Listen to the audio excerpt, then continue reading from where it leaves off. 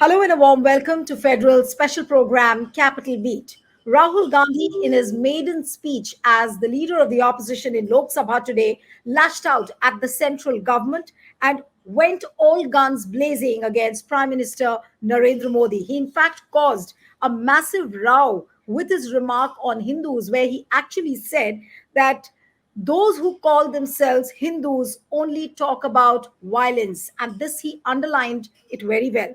In a bold expression, in fact, he carried the pictures of Lord Shiva, Guru Nanak, Jesus Christ to explain that these are the values which have been taught to the opposition. He spoke about non-violence, he spoke about truth, and he rubbed it in.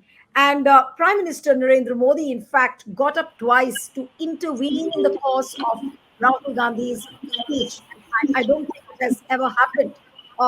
Then Amit Shah had to seek protection from the speaker, saying that, these are the rules which are being violated, and you have to run the house according to the rules. And this is what he kept on citing. And Rahul Gandhi spoke on a number of issues. He spoke about the need to paper leak. He spoke about Agniveer. He spoke about how women are the most affected because of the price rise. He spoke about how the policies of Narendra Modi's government have gone wrong, and it has affected all sections of the society. So, if you look at Rahul Gandhi's speech in entirety, how would you rate his maiden speech inside Lok Sabha? Did it put Prime Minister Narendra Modi on the back foot? And the Treasury benches kept on insisting that there were a number of remarks for which Rahul Gandhi should apologize. So, will there be a situation where Rahul Gandhi will apologize? That's also a big question. And towards the end of his speech, what he said was the biggest highlight. And he told Om Birla, the speaker, saying that, when you became the speaker, I walked up to escort you and you shook hands with me with your head straight. But when you shook hands with the prime minister, you bowed down. And a speaker should not bow down before anybody because speaker's chair is the highest chair. So that was the point on which he almost ended his speech. So how would we look at Rahul Gandhi's speech? It was seen as a fiery speech. Mostly his speeches are very aggressive, fiery. But how would you rate today's speech? I'm going to be joined by Javed Ansari, senior journalist, political commentator. Thank you so much, Javed. We have Puneet Nicholas Yadav, senior journalist with the Federal, in fact, senior editor with the Federal. Thank you, Puneet, for joining. We have Vivek Deshpande, senior journalist and political commentator. Thank you, Vivek. And let me begin with Puneet, because I assume that he was in Lok Sabha and he listened to the entire speech. So, Puneet, to begin with you, how would you rate Rahul Gandhi's speech and, this bit that he needs to apologize, Amit Shah seeking protection from the chair? So, were these the biggest divergence which we haven't actually seen in the last 10 years ever? Certainly, there were a lot of things that were very different from the parliament that we've seen over the last 10 years. As far as the speech per se is concerned, I think it was a very strong speech. It was, one could argue that it was very high on political rhetoric and not in terms of what because this was a debate on the motion of thanks to the president. This was, to the president's address. And so a lot of the issues that, some may expect that, as his maiden speech, he would come with facts, figures, and, all that. So it wasn't that, but it was a very hard-hitting political speech. I would say that, in a sense, the government and the prime minister got a taste of their own medicine, because for the last 10 years, they have reduced the parliament to a shouting brigade, basically a place where Mr. Prime Minister walks in and you have these chants of Modi, Modi. And mind you, when Rahul got up to speak, at the beginning of his speech, there were all these slogans from the Treasury benches of Modi, Modi, Bharat Mata ki Jai, and all of that. And he, of course, he let it, quieten down. And he, in fact, turned around and told his side of the opposition benches that this is just warm up and let it happen. They are just warming up. But by the end of it, I think all that euphoria from the Treasury benches, because I suspect that the Treasury benches were hoping that in his maiden speech he'll make some gaffe or the other, and the Treasury benches and the Prime Minister will get a stick to beat him with over the next 2 more days of the debate. Of course, we still have to wait and see how the Prime Minister responds. But as far as today's debate was concerned, as far as his own speech was concerned, I think he put the government on the map. And it was certainly a very powerful speech. And as I said, I think he gave it back to them in their own coin. Right. All right. Let me come to Javed now. Javed, what is your assessment about today's speech? And did it actually put Narendra Modi on the back foot? The kind of reactions which we saw, his facial expressions, twice he got up to intervene during the course of Rahul's speech. So, what would you say? Look, as far as the optics go, you were asking as you mentioned something about how the Prime Minister looked. It appeared as if he'd seen a ghost. You know, Prime Minister ke, if I can take the liberty, Prime Minister ke fakte ude hue the chair se. And Puneet used absolutely the right term. They got a dose of their own medicine. What they were dishing out for the last 10 years, and twice the Prime Minister got up and he says, Samvidhan, according to the Constitution, I must listen, I must pay a lot of attention to what the treat this LOP with respect, and this, and look at the way the opposition responded. Jai Samvidhan, Jai Samvidhan. The irony of it was that, now the Prime Minister was talking of Samvidhan. He obviously had them rattled. They were waiting for some gaffes, like Puneet said, which didn't happen. It may not have had the rhetorical flourishes of a Narendra Modi or an Atal Bihari Vajpayee, but it was a good, hard-hitting speech. And where I disagree with Puneet is that he brought up issues. He spoke of price rise. He spoke of farmers' issues. He spoke of students' distress. He spoke of NEET, spoke of Agniveer. So he spoke of these issues. And look, Rahul Gandhi will never be an orator, or it will take him a long time to be an orator in the mold of Atal Bihari Vajpayee, or even for that matter, Narendra Modi. But he's developing his own style. The leader of the opposition doesn't have to be all sugar and honey. It was first, he had to land the first punches, and tomorrow Mr. Modi will try and cook up facts and come up with all that he can. I'm sure that they will try and go big on that Hinduism issue. But I thought the best part was how he dealt with Mr. after Mr. Modi interrupted him. He says, no, you are not the sole representative of Hindus. Neither is the BJP nor is the RSS. I thought he had that. It was fearless. Earlier they used to try and interrupt him and try and put yourself in his shoes. When you have just 40 MPs backing you and there's a house of 350 baying for your blood, it's very difficult to make yourself heard. Today, not only did he make himself heard, it rang loud and clear. And tomorrow now the BJP will have questions to answer. The Prime Minister will try and cover up with it. So brace yourself for a long speech. It is supposed to start at 4:30. It won't end before 6 o'clock, closer to prime time. All those advantages the Prime Minister has. But today, yes, I would give Rahul Gandhi he's passed this test with first class marks. Absolutely. He's done very well for himself, for the opposition. He did well, Raja did well, and so did Mahua Moitra. Some really punching, hard-hitting remarks, which will sting them, which will sting the BJP. Right. Before I go to Vivek, Puneet, you were raising your hand. Yeah, I just wanted to make 2 quick points. One, I think today's speech reminded me, in a sense, vaguely, of during the UPA days. You talked about how the Prime Minister had to interrupt twice, how Amit Shah had to seek protection from the chair. During the UPA days, I recall, and Javed Saab would, of course, have a more vivid memory of this. There was a debate on price rise, inflation, fuel price hike, and all of that. And of course, the composition of the House and the kind of orators that House had was very different from today. And you had Mr. Yashwant Sinha speaking on behalf of the opposition. And you had one occasion where Dr. Manmohan Singh interrupted him.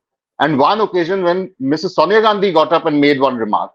And Mr. Yashwant Sinha, his retort was that if my submission, my intervention has forced the Prime Minister and Mrs. Sonia Gandhi to get up and make a comment, I think whatever I had to say has landed. And I think that is exactly what happened with Rahul's speech today. It compelled Narendra Modi for the first time in 10 years to interrupt, not just Rahul, but any opposition MP's speech.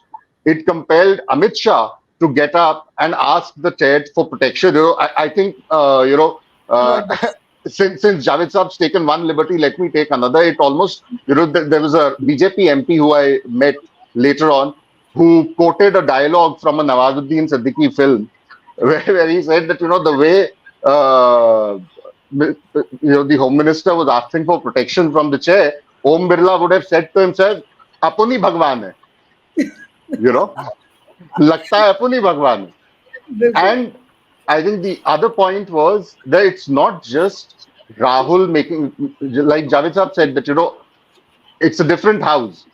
A house where you had just 40 MPs or 42 Yeah. or 52 later backing you with 350 against you. This is a very different house. And that kind of really shone through today because not only when Rahul was speaking, but even after that, the entire opposition rallied behind Rahul. You had, it was Yeah. it was amazing seeing the Trinamool benches being the loudest defenders of Rahul Gandhi when he was speaking. Kalyan Banerjee jumping up and down, say, trying to shut down the Treasury benches.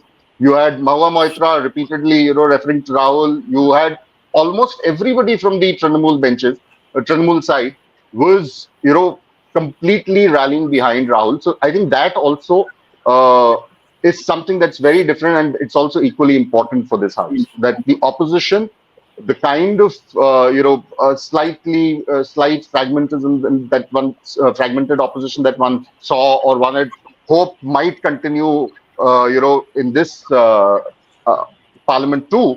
I don't think the opposition is giving the BJP and the Treasury benches that chance this time around. Absolutely. But I'll go back to the initial remarks which Rahul Gandhi made on Hindus, that you are not the sole representative of Hindus. RSS is not. This is what he said.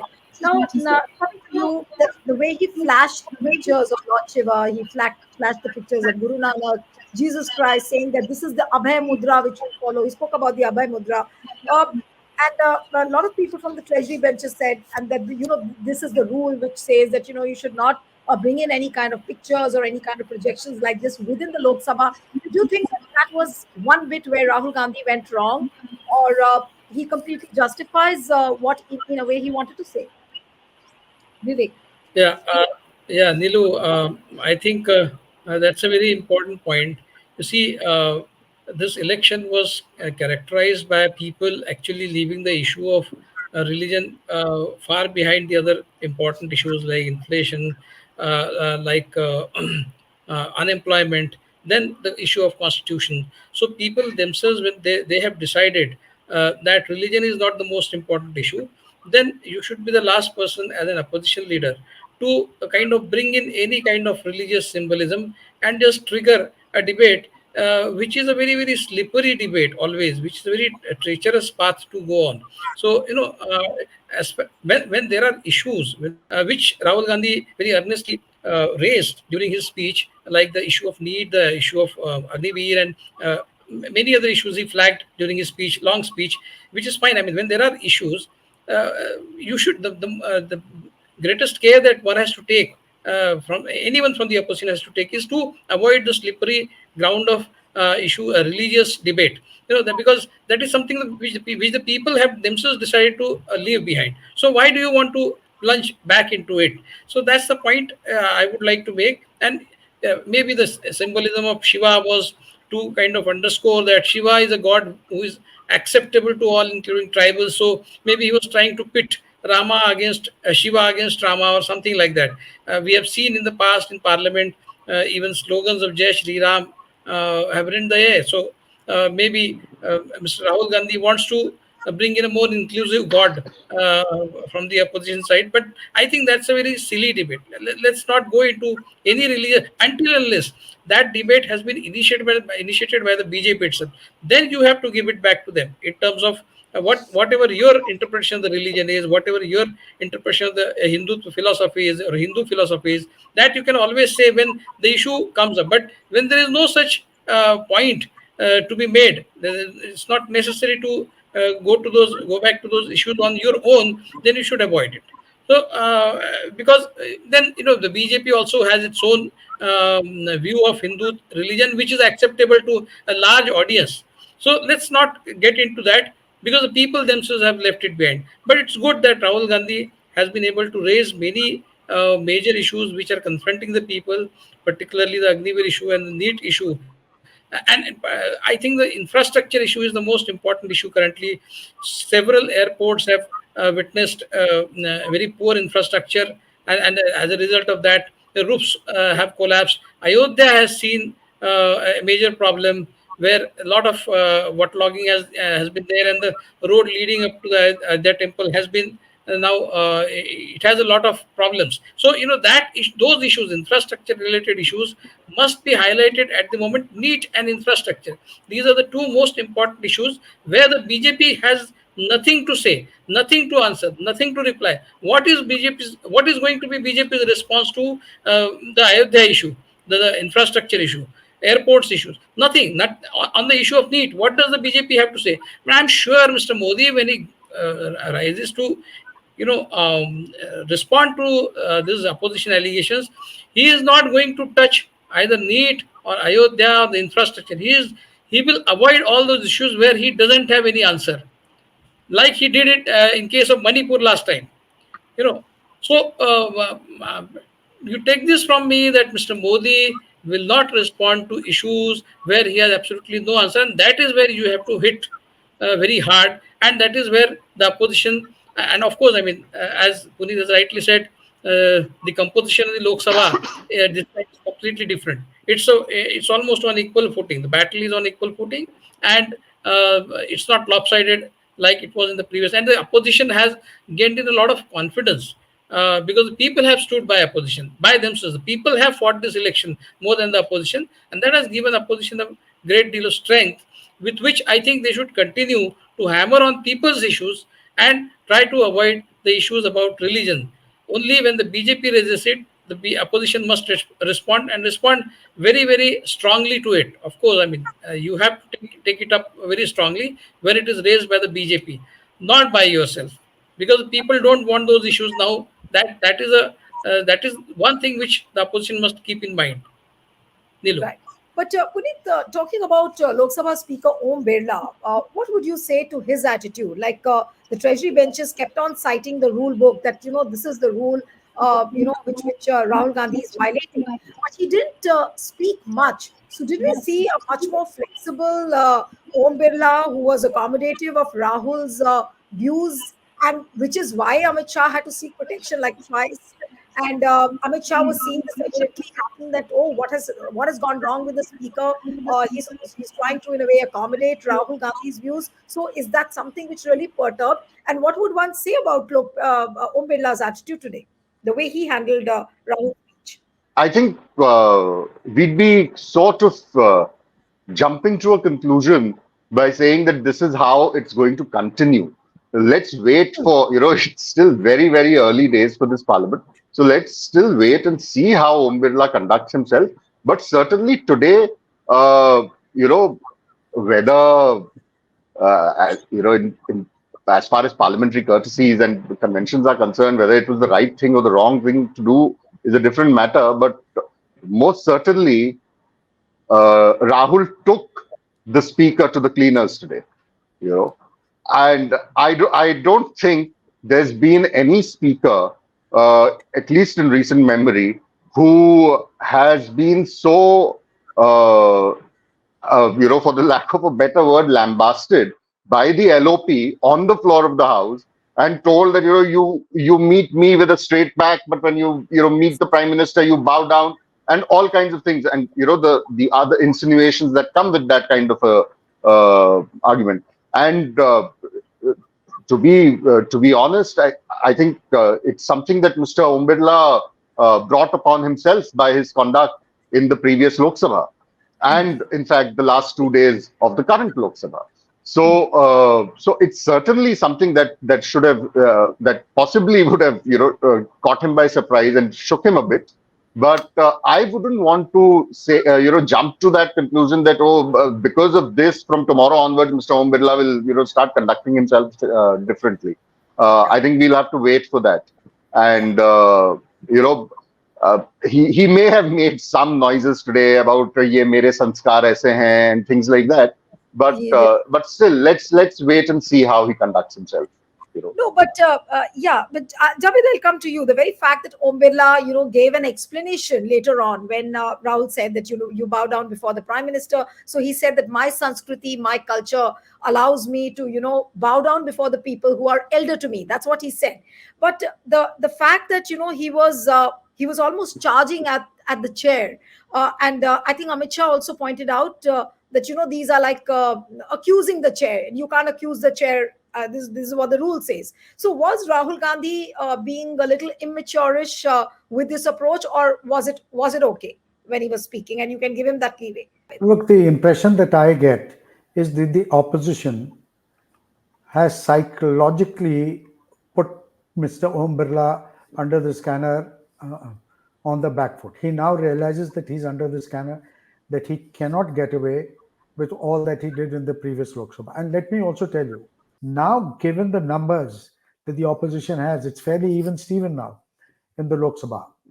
And Rahul Gandhi and the opposition's tough position, uncompromising position, psychologically he's on the back foot. He realizes. And today what he did was nothing extraordinary. He was just being what a speaker should ought to be like. I've seen speakers from the time of Balram Jhakar to Purnod Sangmar to Somnath Chatterjee to Meera Kumar to Shivraj Patil to late GMC Bala Yogi. I've seen one dozen speakers, and I can tell you that Mr. Birla was now playing closer to the book than he has in the previous. And psychologically, not just Mr. Birla, but even the government, the Treasury benches seem to be now on the back foot for the moment. What they will do in the future, we don't know. But the fact is that you can't wish away 244 members.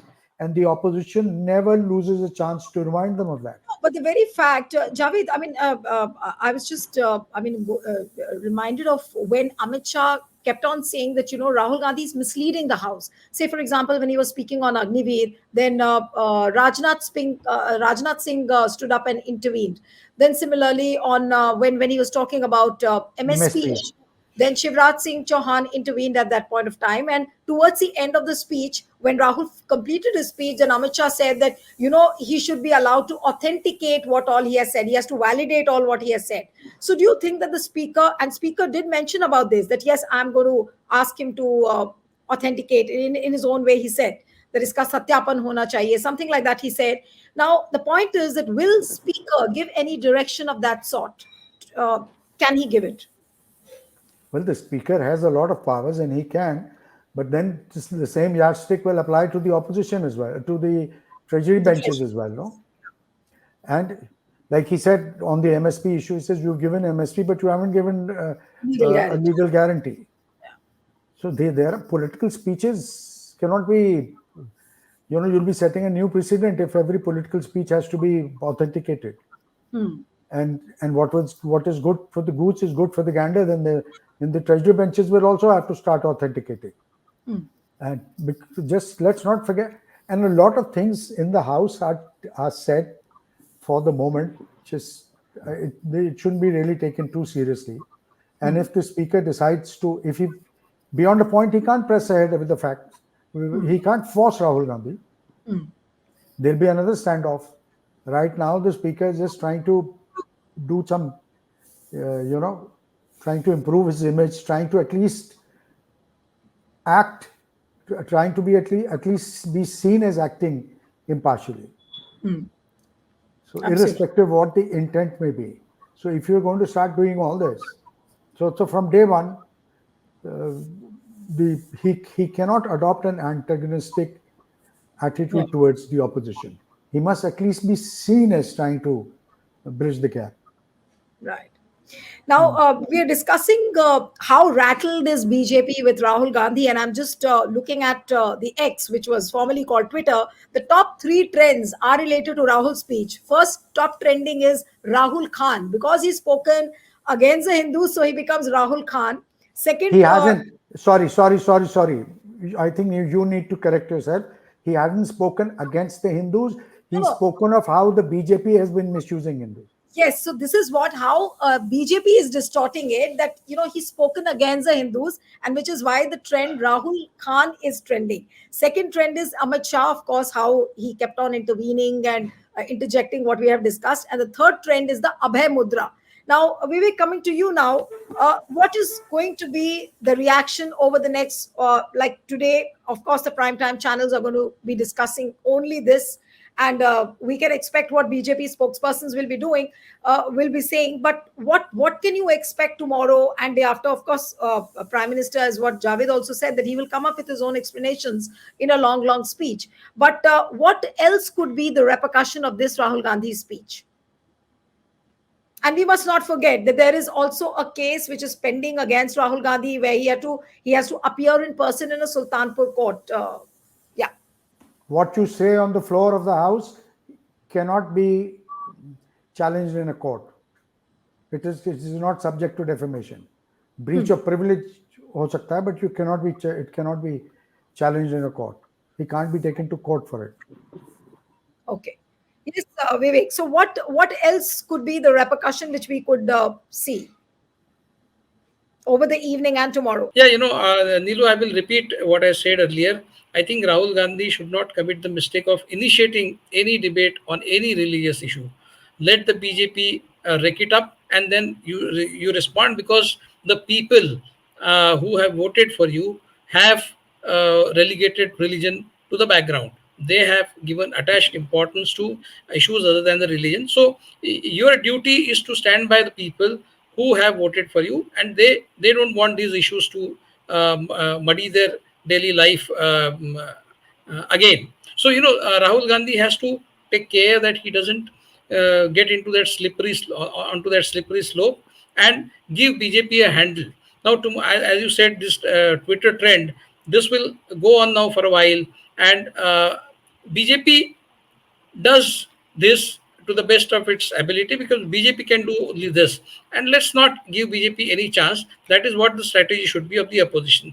So, as far as the impact of Rahul Gandhi's speech is concerned, as I said, I don't think Mr. Modi will respond to the issues which on which he has no answers to Rahul Gandhi's questions, and he will try to go into those areas where I think he can score better than the issues of daily bread and butter. So maybe he would go into religious issues. Maybe he would repeat what he has been saying over the last 10 years without referring anything to things like NEET and maybe inflation or unemployment or any such issues. He will Agniveer, for example. I don't think he will refer to any of those issues like he did in the previous parliament session. Also, he did not mention the issue of Manipur, for which he was actually targeted by the opposition in a very big way, and he avoided till the end talking about Manipur, and he made only a reference of about 2 minutes in his entire speech about Manipur. So that is exactly what Mr. Modi is expected to do. But since Rahul Gandhi has raised these issues, they will resonate with the people. They will resonate with the people. They will make difference in the sections where it matters the most. Forget about whether it will be able to corner the BJP in parliament. Forget about it. But if these issues are very important, then I think they will resonate with the people, and people will take cognizance. That is exactly, see, the strategy of the opposition, strategy of Rahul Gandhi uh, has to be to raise those issues which the people find very important. Because this battle of 2024 was a battle which the people had fought on behalf of the opposition. So, people's issues must be the focus of Rahul Gandhi's speeches. Whenever he speaks in parliament, he has to raise only people's issue. Forget about religion and what does Hinduism mean, whether Hinduism is for violence or not. There can be many interpretations. For Right. example, Hindu gods, most of the Hindu gods will have arms in their hands. So how can you say that Hinduism is not for this kind of a interpretation? So, Right. let's not get into that slippery Right. slope. All right. Rahul So, Gandhi will do better to raise only people's issues. right. So I'll come for the concluding comments now. First to Puneet and then to Javed. Puneet, so will Rahul Gandhi increasingly become very, very difficult to handle for Prime Minister Narendra Modi and Shah in the coming days? The kind of appearance he's made in his maiden speech today, what we have seen. So the question is that is he going to becoming is will he become increasingly difficult now? For Modi to handle him now. Nilu, I think there'll be a couple of issues here. One, uh, I don't think it's so much about whether Rahul will be difficult to handle for the government or not. I think the opposition as a whole, uh, and of course that includes the LOP, the opposition as a whole this time would be difficult for the government to ride roughshod over as they had been doing over the last 10 years. It's a much more rambunctious, a much more robust opposition. And it's sort of already had, it's not just about the Lok Sabha. I believe it's had an impact even with the way the opposition has been behaving in the Rajya Sabha. So it's become a lot more loud, a lot more assertive, a lot more combative, and that certainly is not something that the government would be looking forward to. As far as Rahul is concerned, I do agree with Vivek there that this whole issue of this constant repetitive assertion of Abhay Mudra. He's not talked about Abhay Mudra for the first time. He's spoken about it earlier also, or Shiva. This kind of religious, messaging. I think he should. Fine, it's okay for a political speech or for answering during a press conference.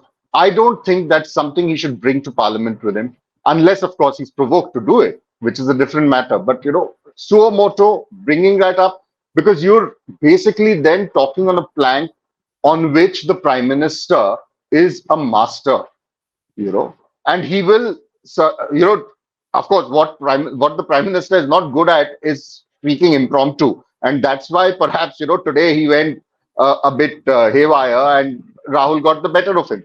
But I'm sure he'll come back with some completely different spin day after, and so whatever we may be discussing today might change very drastically by the day after, when the Prime Minister speaks.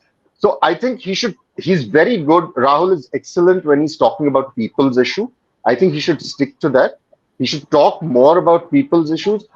What I would also want to see a little more in Rahul is, you know, in him observing a bit more of parliamentary courtesy when it comes to his own colleagues in the opposition. This habit of coming to the house, saying your bit, and then leaving immediately after, not waiting to hear anybody. I mean, that's something that you've been accusing the Prime Minister of for the last 10 years. When you do it yourself, it's not a good look on you. Today, that is exactly what happened. He came, he spoke his bit, and he left. And it sort of put Mahua, although Mahua kind of covered it up nicely, but it put Mahua in a bit of an embarrassing spot because, she was calling out to the Prime Minister to sit back and listen to her speech, and he walked away. And then by that time, even Rahul was leaving the house. So I think he, as LOP, and today I think he put it very nicely, where he said that as LOP, I'm not Rahul Gandhi, an individual. I represent the voice of all 234 members of the opposition. And so if you are that, then you should also maybe, spend a little more time listening to your members, encouraging your own members, cheering them on like they were cheering you on today. Be there as a moral support to them. I would like a little more of that. And I would like him to speak, as I said, of course, more on people's issues, but also maybe a bit too much to expect of politicians right now. But one would expect him to speak on more substantive issues with a lot more punch with regard to, when the government, and this is a government that has a tendency to exaggerate, to blatantly lie, to expose those lies, you need your facts, you need your, you can't come up with rhetorical flourishes, because that's where you'll be called out on. And especially with this new focus from the Treasury benches side to authenticate everything. Today, in fact, in the Rajya Sabha, I'm told the chairman and Mr. Chidambaram got into a bit of a verbal duel, because the chairman kept saying that, I've been waiting for Chidambaram to authenticate something that I had asked him to authenticate a year ago, and he has still not done it. And then he started telling the leader of opposition there, Mr. Mallikarjun Kharge, that whatever you say has to be authenticated. So I'm sure that the presiding officers in both the houses, as well as the government, will be, doubly conscious of what the opposition is saying, and they'll wait for any slip. And I wouldn't be surprised. It's happened in the past. It will happen again. Maybe it will happen by tomorrow morning itself. That a lot of what Mr. Kharge may have said in the Rajya Sabha, or what Rahul has said here, may be expunged from the records, because the government might create that kind of pressure and say, oh, these were all remarks that were made without authentication, without this, that, and the other, and the chair just might comply. So there are things that I would want him to be a little more careful, a little more, better prepared when he comes to the house next. Yeah.